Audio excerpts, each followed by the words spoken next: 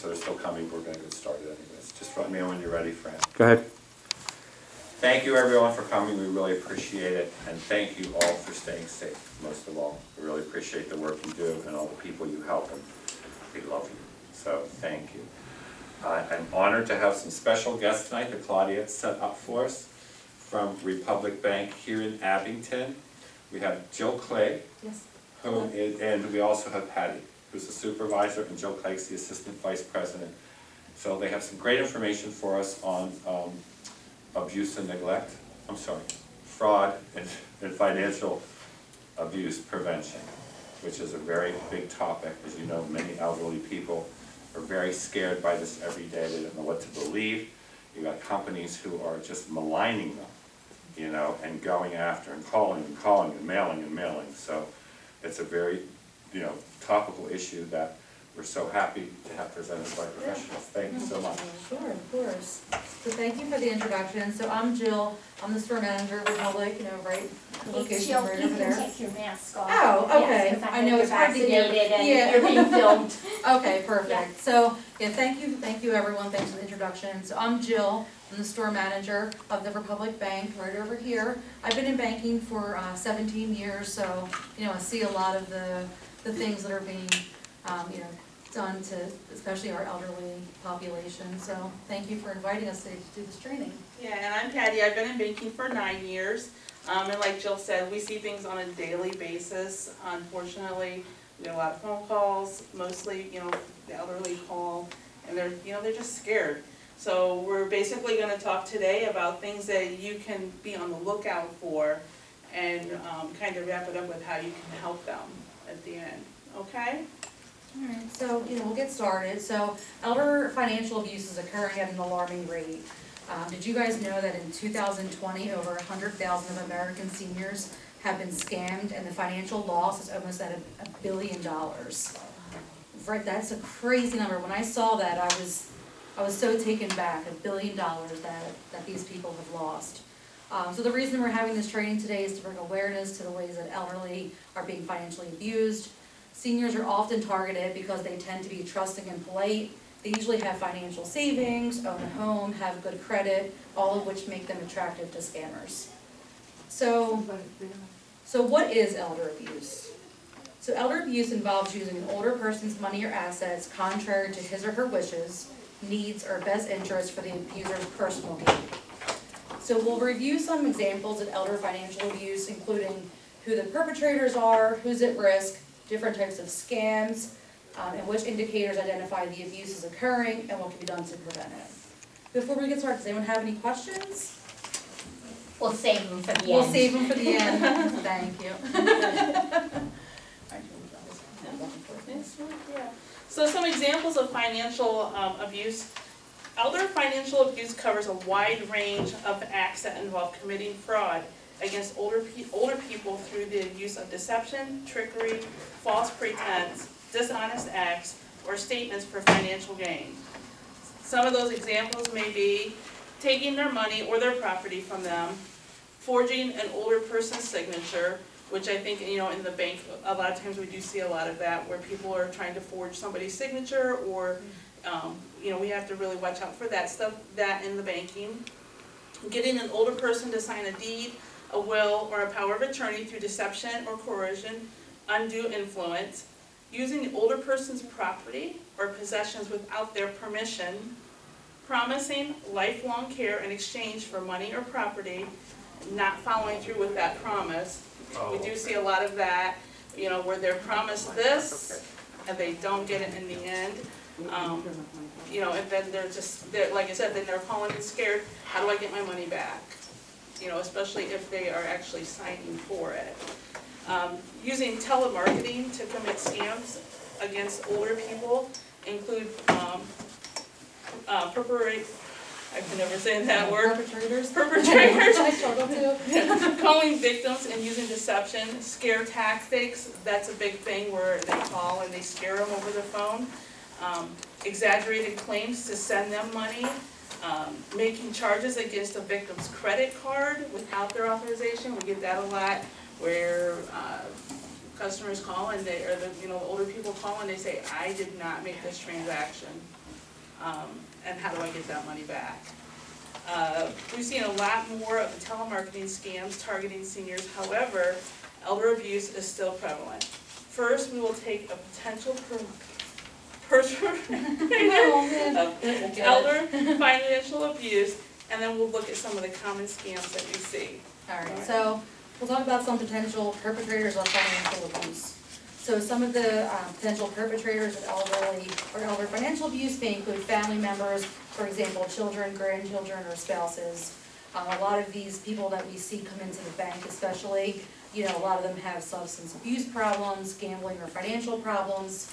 You know, they stand to inherit and feel justified in taking what they believe is almost, you know, rightfully theirs. Fear that their older family members will get sick and use up his or her savings, depriving the abuser of an inheritance. Have a negative relationship with the older person and feel a sense of entitlement, and have negative feelings towards siblings or other family members whom they want to prevent from acquiring or inheriting the older person's assets. And then telemarketers, and like Patty had said before, that has been increasing, I think, year over year since I've been in banking. We've been seeing that, you know, more and more. Their scams are changing almost, you know, daily. You know, we'll see different scams, and we'll go over some of the ones that we see, and then maybe if you guys have any examples of things that we haven't covered. I didn't see you come in and pass that out. There you go, thank you. So first we'll touch on romance or friend scams. So, you know, they're not just lurking on dating sites. You know, romance or friend scams are getting close to unsuspecting women and men in online prayer groups, book groups, online games like Words with Friends, and other groups that people are turning to during pandemic isolation.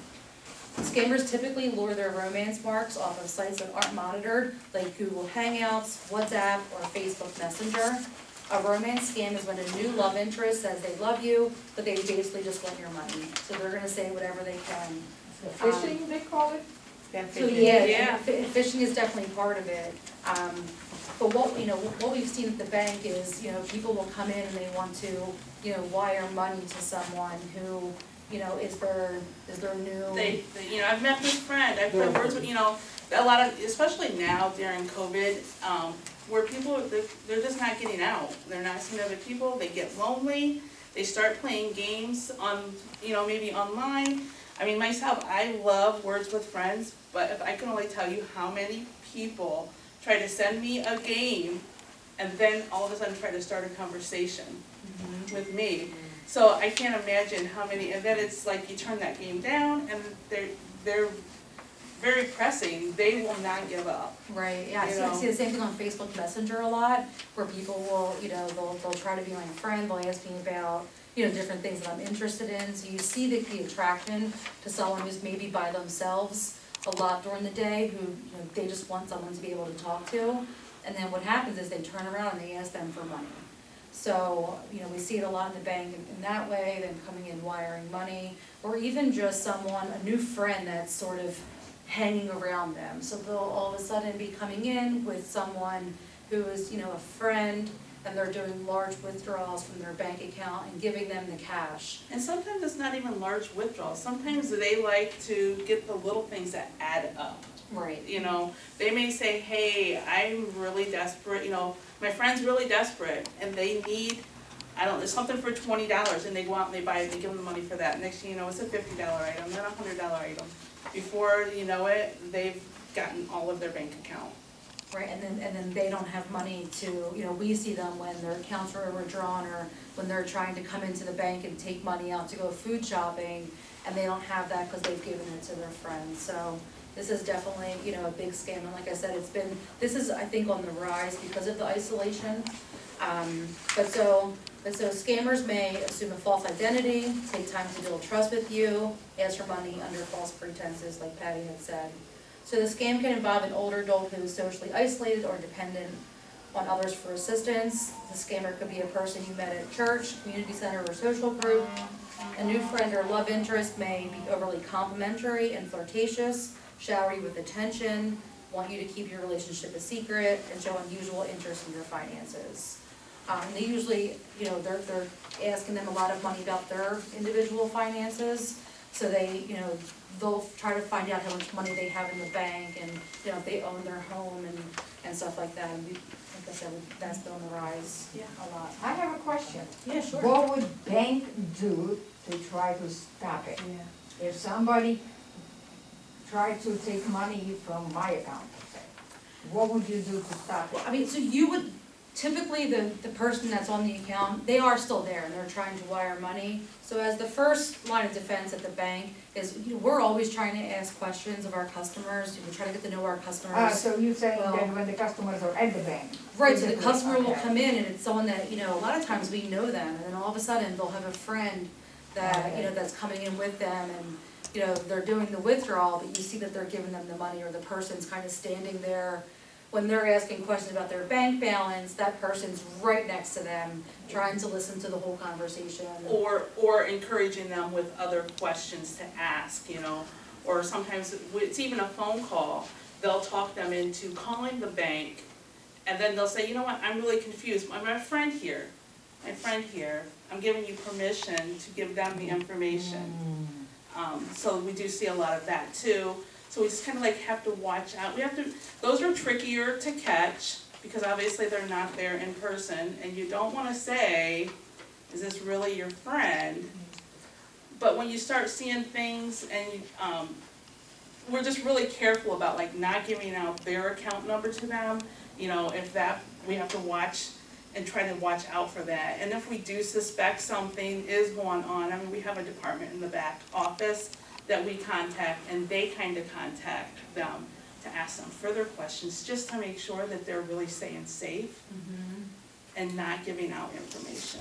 Yeah, and so like the same thing like with wires, we're always trying to, if they're wiring to a person, you can kind of tell that they've never done a wire before, and they're a little, wary on, the information that you're asking for them. If you're asking them if they've ever even met this person in person, a lot of times it's no, and sometimes they won't give you that information right away, you have to kind of dig a little bit deeper. But doing this for a while, you can kind of tell when someone comes in to do a wire and they're wiring it to somebody in a different state, and you know kind of what questions to ask. So at the bank, that's like our first line of defense is really just us asking a lot of questions and knowing our customers and Yes, it is a lot of questions. I mean, because recently we even had an elderly lady come in and she wanted to open a brand new account. But she didn't really know what she wanted. And then she said, he told me to make sure I get online banking. Oh, So who's he? yeah. Who is he? Well, it's my boyfriend. So, well, Yeah, where is your boyfriend at? And she said that he lived in Lancaster, but he couldn't make it here. But he told me, and she lived in Doylestown. So one, not that Doylestown is that far from here, but why are you here? And he told me to come to Republic Bank. Specifically Republic Bank to open my account. Well, why did he pick Republic Bank? And why are you picking Republic Bank? And then everything was he told me. He told me to get a debit card. Because it's a scam. So, it's just stuff like that. So sometimes it's even not even are well known, but we just have to like listen for little clues. So what do you do? For that, we basically, we did open the account for her, but we put a hold on the account and then watched the account. The money was not able to go in and out. She never used the account. so it is a shame, because, hopefully a different bank that she went to is gonna do the same thing or see the same clues and clues that we did. Yeah. What about if somebody's wire money to them? What about if somebody wires money to them? Yes. So that, 'Cause that can be a scam too. Like that could definitely be a scam, because they will Money laundering. They will say, it could be for that, it could be so all of a sudden, No good. I've wired you this much money, I Yeah. didn't mean to wire this much Yeah. money. Can you wire this back? Or that's even more like for checks. Like if they mail them a check, Yeah. they'll be like, okay, you know what, I mailed you this check for $5,000, you were only supposed to get 1,900 of it. I'm gonna need you to send me back the rest of it. No, but sometimes some of them went into the bank with that same check. Yeah. And Right. then, yeah. Right, so if they come in the next day, that check will be available, we'll be able to send it back, and then, you know, a But day or they two already later, take the out check that something they out of their deposited account. gets returned. Yeah, so they'll take the $3,000 Yeah. out, and, you know, and. And and they like- don't know that check is clear. Right. This, yeah. Yeah, so we just kind of like have conversations with them, especially if it's an abnormal withdrawal for them. Just kind of like, we just talk to them and say, so what are you doing? You know, what's going on? Are you are you going on a vacation? What are you doing with this money? Mhm. So, I think, I hate to interrupt, but I think Yeah, it's funny, no. it happened with me today, actually. Last week I went to jury duty and they paid $9. Well, I got the check in the mail, and I knew earlier, I did it through my phone to deposit it to my account. And somehow I got lost, I couldn't do it, and when they sent me the number to send it, like, to respond to it, by the time I read it, I said, okay, let me go back, and they said, it took too long, I said, you know what, I'm done with you. I'm going to the bank.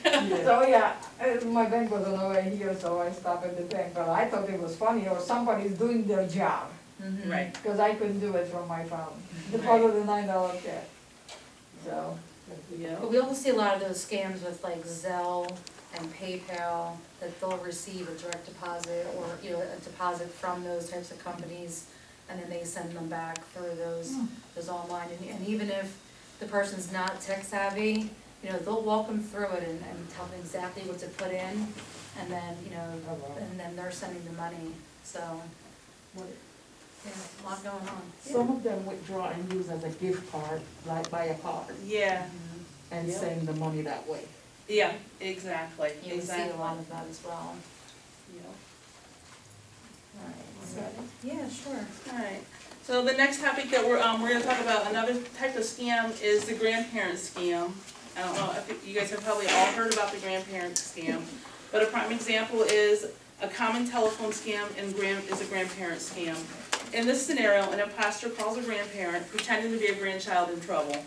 What grandparent is gonna let their grandchild be in trouble and not try to react? The scammer is usually crying, which is gonna upset the elderly, and they're gonna wanna help faster. The scammer pleads for the grandparent to immediately wire money and not tell any family member what you're doing, for fear of upsetting them.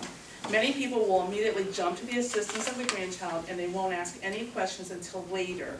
Scammers also know that many older people have experienced a hearing loss and won't detect any differences from their grandchild's voice to their voice because they're crying so hard. Or they may attribute the difference that they do hear the stress in the situation. You know, so that's another thing, you know, that we hear a lot about is, you know, people coming in, when Jill was talking about the wiring, that could be another reason why they're saying they're coming in to wire. You know, in those instances, we might talk to them, try to calm them down, first of all, and then say, let's reach out to that grandchild Right. and see exactly, are they in trouble? Right, especially sometimes they're wiring money to a different state, and their grandchild lives, you know, here, or just in a different state than what they're wiring to. So, again, but like, you know, like Patty was saying, it is hard sometimes because, you know, they're dead set on helping their grandchild. So you do have to, you know, dig a little bit and try to, you know, make them come to see that, you know, we're asking questions for a reason. We're just trying to help them, and a lot of times, you know, we do catch it where they're trying to wire money and it's not actually their grandchild. Can bank actually say no to the wire? It's hard. It's hard. There would have to be a It's a good wire reason transfer, since yeah, it it's a wire is, transfer. yeah, it is their fund, so it's, you know, it's their money. We do the best that we can with, you know, trying to have them see Yeah, that it's, it might be a Could it be scam. some kind of a grace period or Our- something? So the reason they do a lot of wires is because wires are final payment. So if you send a wire to somebody, the bank can't get that back. We have like 30 minutes to recall a wire. So once that wire's sent, that money's in that other person's account. In order to get that money back, they have to initiate that wire back. So once a wire's sent, and that's why, you know, most banks you usually have two bank employees that have to approve a wire. One person usually enters it, the second person approves it. So that first person will have the conversation and try to get them to see, we always have to put a reason for a wire when we do a wire. And that second person, sometimes, will ask more questions and even call the customer back if they have additional questions. Right. And that's all in that prevention of fraud. Overall, I mean, a lot of people get scammed, not just the elderly, with wires because their final payment. So whenever they're doing wires, we always pay special attention, especially if it's out of their normal behavior. Right, exactly, and like Jill said, we always ask the extra questions, and then two, I guess the most important part, or one of the most important part, is if we can just calm them down, then they'll see things more rationally, and then they may say, hey, you know what, my grandson doesn't even go to school in Indiana. Right. He's home on Christmas break. Right, right or we now. can get them to call, their actual children, their grandchildren's parents, and find out that, it was in fact, or it wasn't in fact their grandchild that had made that phone call. Okay. Alright, so the next one that we'll talk about is the IRS telephone scam. We also see this one, we see almost all of these, a lot of like we're repeating ourselves, but, IRS telephone scam is huge right now. They really scare, I mean, we see this in all age ranges, but, so according to the IRS, in this telephone scam, a scammer calls telling the customer that he or she must immediately pay taxes that are owed. So these scammers frequently tell potential victims that they are entitled to big refunds, or that they owe money that must be paid immediately to the IRS. When unsuccessful, they often call back, trying new strategies. So the way that they make this so believable is when the phone call comes in, it'll come up saying that it's from the IRS. They can, spoof the phone number and make it look like they're actually calling from the IRS. They use common names and surnames to identify themselves and fake IRS badge numbers. Sometimes they actually might know some information, so they'll know the last 4 digits of the victim's social security number. They'll also, as a follow-up, send bogus IRS emails to victims to support their bogus calls. They'll create background noise to mimic a call site. They'll threaten jail time or driver's license being revoked. Sometimes they'll hang up and call back pretending to be from the local police or DMV, again with the fake caller ID, to trick you into believing that it's an official call, and threaten the consumer with arrest or, revoking their driver's license. And I remember, one time we had a customer come in, they were still on the phone with the person that was saying they were from the IRS, and they were upset, and they wanted us to, make an official bank check right then and there, and it wasn't even to the IRS, it was to someone's name. And, they wanted us to do it, and, again, we asked a lot of questions, and we were like, the IRS doesn't call you. And they're never gonna have you make a check out to someone that's not the IRS. And, it took some convincing to, we ended up calling the police and having them also come and explain to the customer. And, they weren't even that old, like, they were, they were only like 35, like, they were, they were. They scare you. People are really that dense. They called me and The said they people were then locking me have up. to be very, I don't know, I because you think, should know if you owe money to IRS, there is no way in hell. Right. but I You think, don't know. I think it's really the scare No, tactic, with them Right. saying, you are gonna be under arrest, Yeah. we are gonna come get you. Right at And the you door. are going to Yes. jail. Nobody threatens to arrest you over the phone. Oh, yeah, they do. Yes, Right, they do. and No, I'm you, saying and you they might are know that, situations. but you would be surprised how many people, they're just not educated in that, Oh, and they, yeah. and they don't know that the IRS is never gonna call them, and, A couple of times people tell me, they come from. right, I get those IRS calls all the time. Yeah, I said they will send them right at your door, I was like, okay, come and get me. Right? Yeah. But the point is that they target the elderly. They I do. just- These scammers target the elderly, they're people that Yes. maybe of a different generation who aren't aware of that, and, and they're persistent. So they have a They're fear, very they may think it's persistent. not really real, but they continue to badger them, and they Right. kind of give up. Especially with those, other follow-up calls, if, they're having someone that they think is from the local police also That's calling. true. Or, they call multiple times in a week. So they may ignore the first call, the second call, the third call, but by the time they get that fifth phone call, they're scared. And they just want the phone calls to stop. Mhm. Yeah, so just, remember the IRS will never send taxpayers, Telephone you call. Yeah. right, they'll always send everything through the mail, they're not gonna make any phone calls. They never ask for credit card, debit card, or prepaid card. We see that a lot too, where people wanna buy Amazon gift cards to pay the IRS. No, that one I can't believe didn't, this. wow. Amazon gift card to pay IRS, wow. But so the IRS does not initiate contact with taxpayers through email, text message, or social media to request personal or financial information such as PINs, passwords, credit cards, or bank account information. So yeah, that's definitely, IRS is a big one. I think that you're right, like that's a scary thing, like you don't wanna owe the IRS money, and if you think that the IRS is calling you and it comes up on the caller ID saying it's from the IRS, Right, yeah, exactly. it's scary. Well, normally, if you get to talk to them, they will do a payment plan. So they're not asking for all of it one Yeah, time. exactly. That income stream for the scammers. Yeah. They put it on a Yeah. payment plan. And with the phone call, it doesn't necessarily even be the IRS to deal with the phones. I don't know about you guys, but lately I've been getting a lot of text messages, telling me for scams, trying to get information out of me.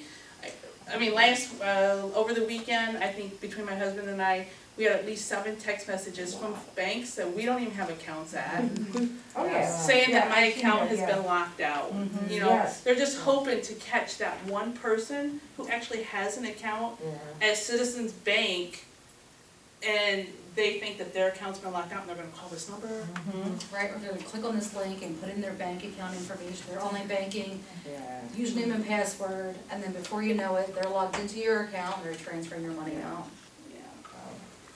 Another scam that we've been seeing a lot lately, or we've been hearing a lot about lately, I'm not necessarily seeing it in the bank, but Medicare scams.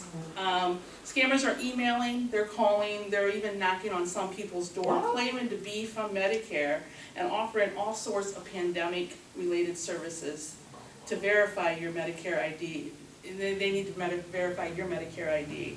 The scheme, they offer new cards that they can contain microchips, and some posers are asking for payments to move beneficiaries up in line for the COVID-19 vaccination. You know, so people, unfortunately, they're scared of it, and they wanna make sure that they're getting vaccinated.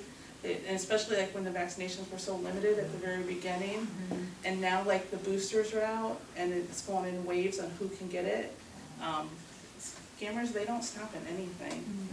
And they're always using different fear tactics to make people afraid, and so they're not thinking clearly, they're scared, is basically it. The next topic, we kind of did talk about this a little bit earlier, but the peer-to-peer or payment scams, the rise of smartphone tools like Cash Apps, Venmo, Zelle, and PayPal, that lets you transfer the money automatically directly from one account to the other. The scheme basically is one that's is persuasive, is so-called accidental transfer of funds scam. A scammer sends hundreds of dollars and then sends a follow-up message requesting the money back, claiming it was an accident, but the original transfer was made with a stolen debit card that wasn't theirs. Those funds will eventually be removed from your account, and then you're just out that money. Another scam involves phishing emails made to you that look like they're from Zelle. These fraudsters will send a phishing email asking for money to upgrade your Zelle account. What's that? I never heard about it. Yeah. it's Zelle is a- like, it's like a Cash App where you can set it up. Oh, no, I don't play those games. You don't play those games, I don't play those games Face to either. face in the bank. But a lot of Yeah. banks, they're actually incorporated right into their online banking, so I think Zelle's owned by a couple different banks Banks. collectively. And so a lot of banks incorporate it right into their app, so that you can transfer money. And then the cool feature of Zelle is that, so if I was to transfer money to Patty from my account, it would go there immediately. That's how Cash So- App is too. Yeah. Right, Cash App's so, fine. it's a good feature for people, when they're going to lunch and And, doing one bill, and yeah, transferring one money person, over. yeah, one person buys or whatever. But yeah, so a lot of times it's right through the app, so what we've been seeing is, I'm afraid of it. it's people that don't even necessarily even use the Zelle app, but because it's available right through their online banking app, you know, they'll get phone calls and these scammers will tell them exactly, you know, what to put in all the different fields. Like, they'll have them sign up for the Zelle on the phone and then transfer money, and, you know, they'll even say, you're transferring this to yourself. We're just trying to get your money back. You can transfer this money back to yourself. There was actually just a big lawsuit with Bank of America where I think a bunch of their customers were just scammed recently, and that's what they all were. And the problem with those is that they're actually initiating the transfer, so it's very hard to get their money back from the bank, because it's not really covered, because they're the ones that are actually going in and doing it. I'm face to face. Yeah. So I'm sorry. Like going, Mhm. You're So- like, let me go get you that $10. Right. Yeah, no, I'm definitely, no, Give me cash. yeah, I don't go, I'm scared of that, so, no. So the next scam we'll talk about is Social Security scam calls. This one's kind of similar to the IRS scam calls, where they're using like that spoofed phone number that looks like they're coming from Washington DC to appear credible. So the scheme is that, you know, you get a scary phone call saying your Social Security number was used in a crime, and you'll be arrested soon if you don't send money to fix it. They may say that your number was used to rent a car where drugs were found, or that drug enforcement agency is on their way to your house. The caller may refer to a local law enforcement website where you can actually see the picture of the person they're claiming to be. And you think you've checked it all out, you call them back and they send the money. And then again, they're out the money. This They're- one got me. They're too. very convincing is, I think, you know, a big part of this, and, you know, sometimes they sound funny and it sounds like you might not fall for that, but they're very convincing, like, they're very good at what they do, unfortunately, Right. and they're constantly changing, you know, their scams. Sometimes, like, we're like, how is that a scam? Like, what are they doing? What are they doing, or how are they getting, how are they getting something out of that they do, and It's scary. and people. One of them called me, but it's on my cell phone, and they said they was from Social Security, and I'm supposed to press this number. And I said, I don't give Social Security my cell phone number, I use Right. my Right. landline, so. Right. So no. And Yeah, the funniest exactly. thing, they said press 1, but I pressed 2, and it still go to them, I was like, oh yeah, no. Right, exactly. Yeah, so. Exactly. And then the last type of scam we want to talk about is the account takeover scams. Scammers are sending fake text messaging, that's what I was talking about a little bit ago. Allegedly, there's big trouble with your internet account online, a credit card, a bank account, or a shopping order on Amazon. They want you to click on the link and provide personal information. The scheme is the urgent sounding text messages may have a real looking logo. So like I've gotten emails before that I actually, because I do a lot of my shopping on Amazon. I've gotten emails before that it really looks like Amazon, it's not Amazon, trying to get my information. People don't expect scammers to use text messages, so they think that they're more likely just to click, but they really are. I mean, probably about a month ago, my husband got an email saying that there was a problem with the order that he just did, and they canceled it. It was for $199, and he's like, were you on my Amazon account? Because I didn't order anything for $199, and I'm like, no. So, they had a number that they wanted him to call, so he calls the number, and the guy is like, well, I think that something's wrong with your computer now, so I want you to go to this website for me. And he starts typing it in, and I'm like, you hang up. You hang up right now, because we're not going to that website. So then he just called Amazon, and Amazon's like, no, there was nothing. We had no order come through on your account at all.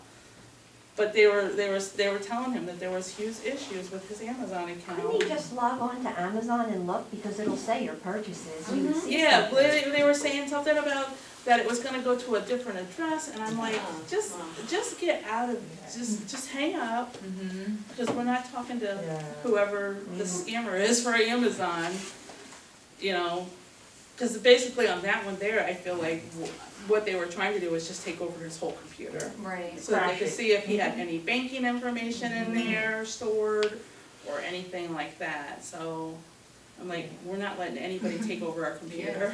Well, if I may put my 2 cents in it, Yeah. speaking about the computers, 2 years ago, I turned my computer on, and it went red and fire alarm. I mean, what the hell is going on? And it says, if you want to fix this, call this number. That was, yeah. I shut it off, I called my nephew, he's a computer programmer, I said, Dennis, what do I do? He's like, go to the store, buy the new computer. Right? Yeah, never realized it, yeah. He said, never call, the computer was old anyway, but that first time, ever since I'm using it, I'm not good at it, Mhm. but that scared the bejesus And that's out of what, me. and that's what they're hoping for when the people call back. So, and And I I said, mean, and what I did when I get rid of the computer, I bought the new one, I took off, Everything. took out, The- hard drive, and I'm actually hanging on to it until I figure out how to destroy it properly. Right. Okay. Because I have pictures on it and banked information and stuff. Yeah, I you got look rid at of the the box, but I hold on to the things. That was scary. Mhm. Well, I know a couple of years ago, there was a big scam, like with Microsoft. You were getting everybody was getting The phone Windows calls. things, yeah. Everybody was getting phone calls from Microsoft for Windows because there was an issue with your Microsoft.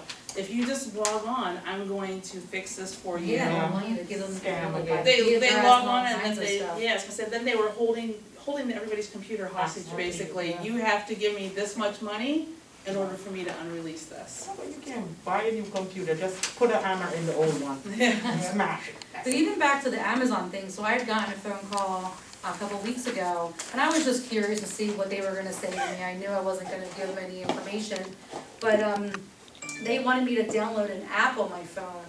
So I just searched the app real quick, and it was an app that basically that like tech people would use to take control over your phone and be able to do stuff on your phone for you, like to fix it. It was a legitimate app, but they wanted me to download that to fix my Amazon order. And I was like, are you crazy? Like, you know, so I mean, I just hung up on them. I was just curious as to what how they were gonna try to sell me on taking their information, my information, but they're out there and they're coming up with new different ways, you know, every day. There's, you know, I never used to see the Amazon scams, and now I feel like I see them personally all the time. Right. Alright. Any questions about any scams or anything like that before we move forward? I know I have a client that they call and they said, oh, you win 2 cars, and they will give you such and such money, and I said, hang up. And he's Yeah. trying to give them this social, I said, hang up, Yeah. because he's trying to give them this. I said, they're not gonna give you anything, Right. hang up your I phone. have seen that, Yeah. but this one is worth a lottery. They said she won and she had to send a certain amount of money to get the money. Oh, well. Yep, And exactly. then but this was the thing, she called the bank, I was there, I said, this is a scam, you don't need to do it. The teller at the bank told her, tear that check up, do not take it to the bank.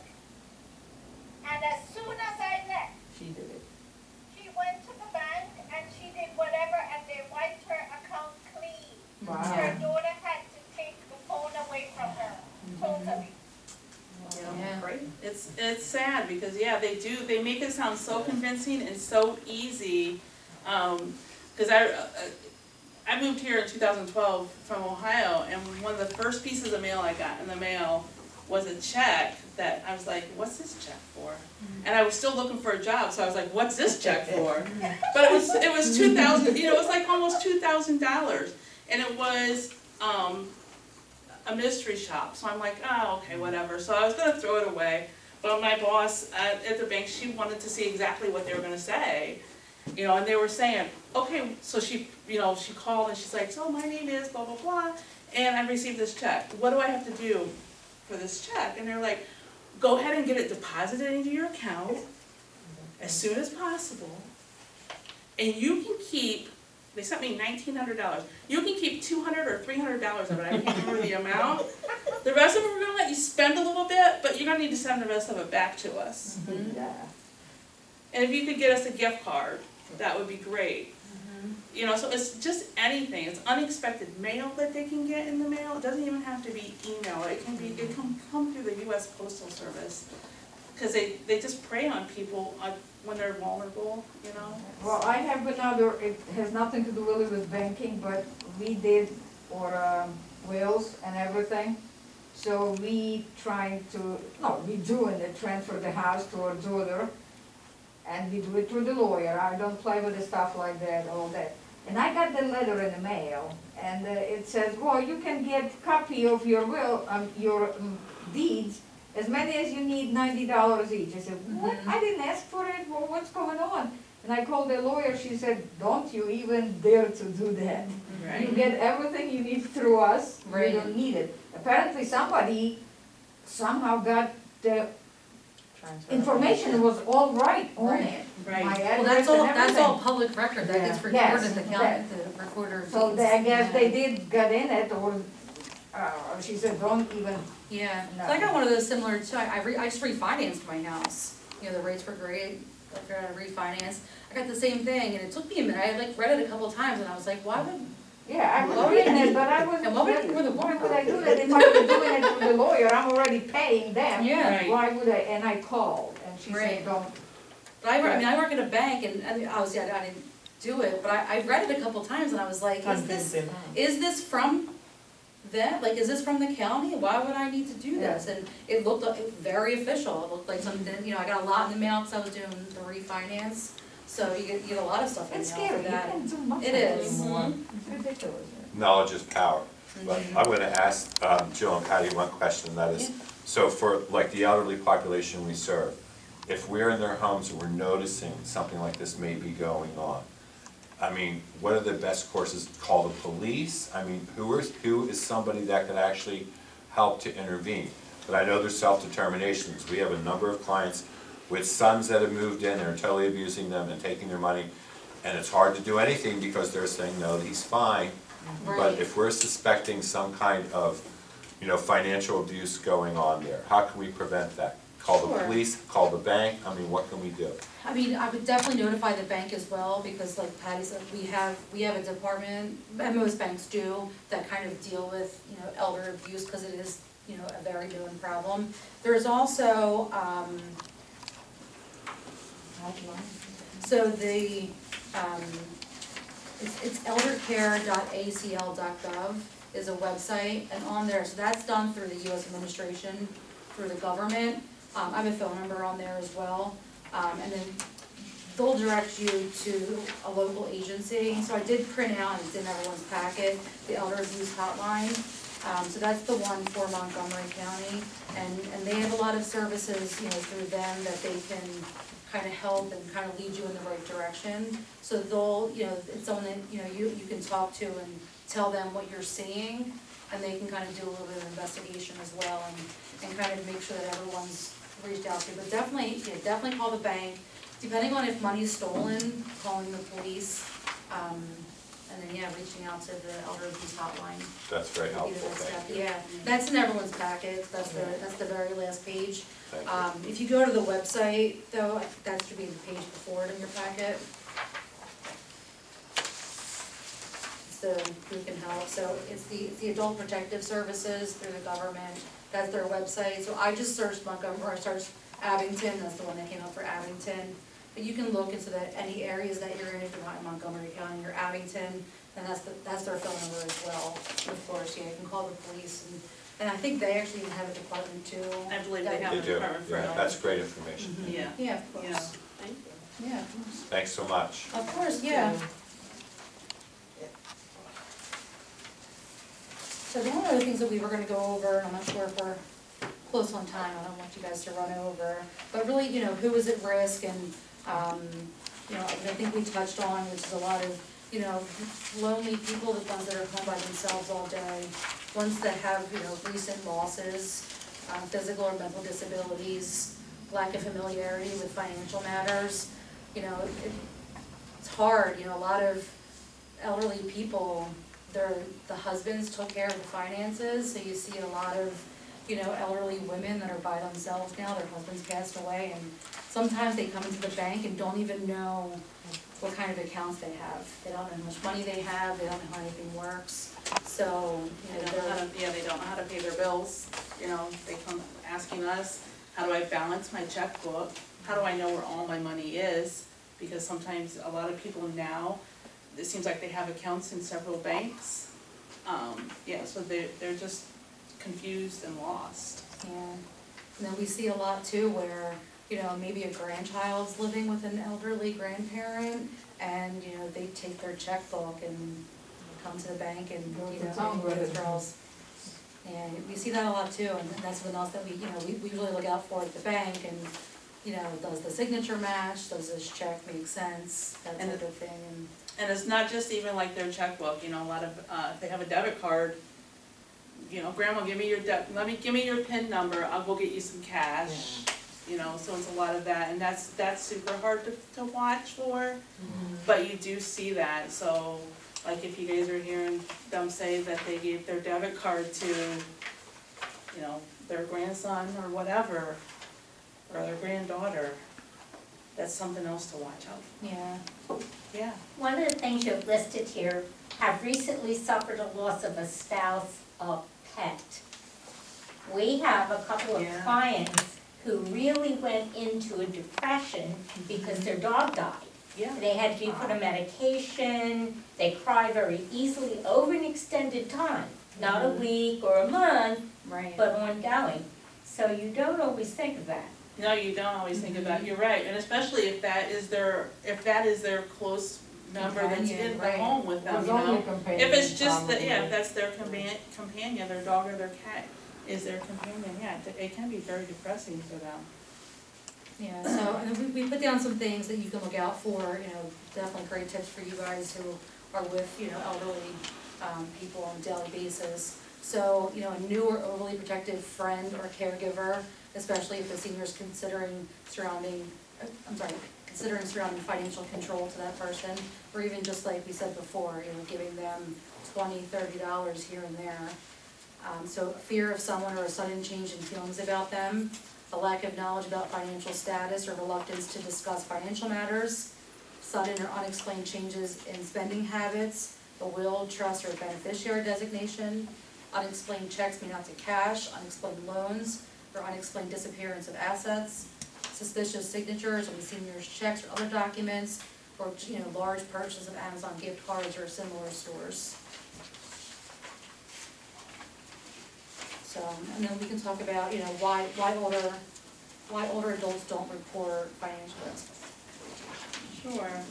A lot of times, they're embarrassed, they're ashamed of, that they've been scammed, they take a lot of pride, so they're not, you know, they're not gonna report it because they don't want anybody to know. Or they have loyalty to this, other adult who's in their life, they're reluctant to report a family member, they don't want them to be in trouble, they don't want them to go to jail or anything like that.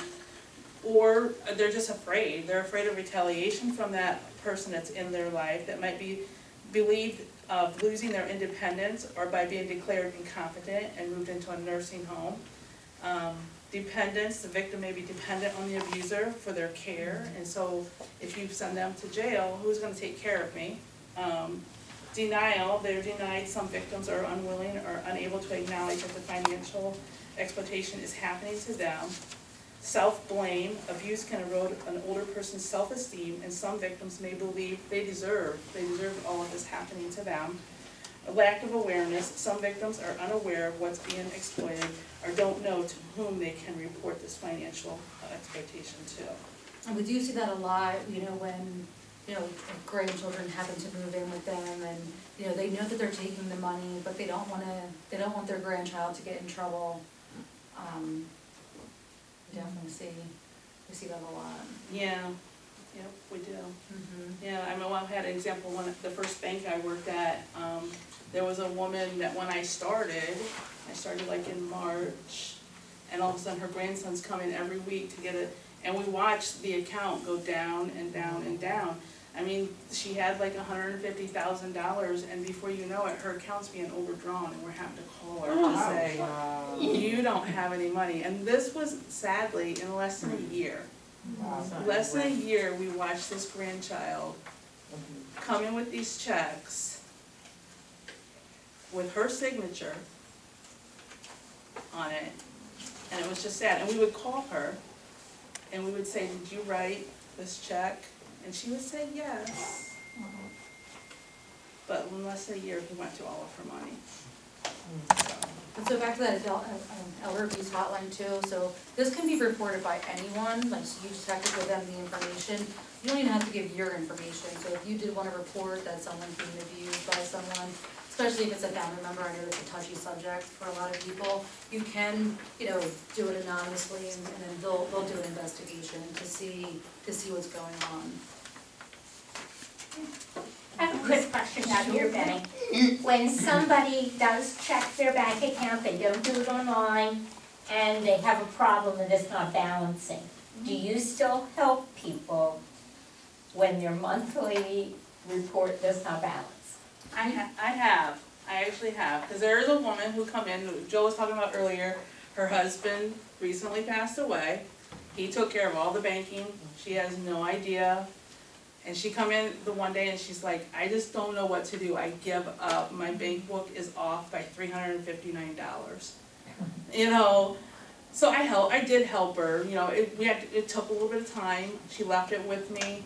I called her and I said, well, you had a couple subtraction errors, you had a check that you didn't write in, you had a deposit you didn't put in. But yeah, we have done that. Yeah, and we'll help them, and then, we can teach them too. Some people just don't know how to do it. So, if they're willing to learn, we can teach them. You do see that less and less. I feel like I saw that a lot more in the beginning of my career in banking. I think a lot of people don't really balance their checkbooks anymore, which is also not helping the scamming. Right. Any other questions? The whole question is whether the bank ever makes a mistake. Does the bank, Well, maybe not the bank, but the humans that work there do. Yes. We are all humans, so sometimes, yes, when you're depositing a check, there has been times that, maybe it was $100 and you put it in for $10 or sometimes $1,000 or sometimes we'll see, cause like when we process the transactions, what we do is basically, how we process it, when we give you that receipt, that is just for receipt purposes only. At the end of the day, we have to scan everything to our back, to a different company, and that's how it really gets posted on the account. And sometimes it doesn't always pick that amount up right. But the next day then we get corrections, then it says, hey, this transaction doesn't balance. And then that's where we go and correct it at that point. Definitely human errors sometimes. Yeah. Okay. Well, thank you so much. It was an excellent presentation. Yeah, We really thank you very much. Yeah, of course. And we can leave some of these packets with you too, Yeah. people Oh, that that work would be here. great. So just send that back. And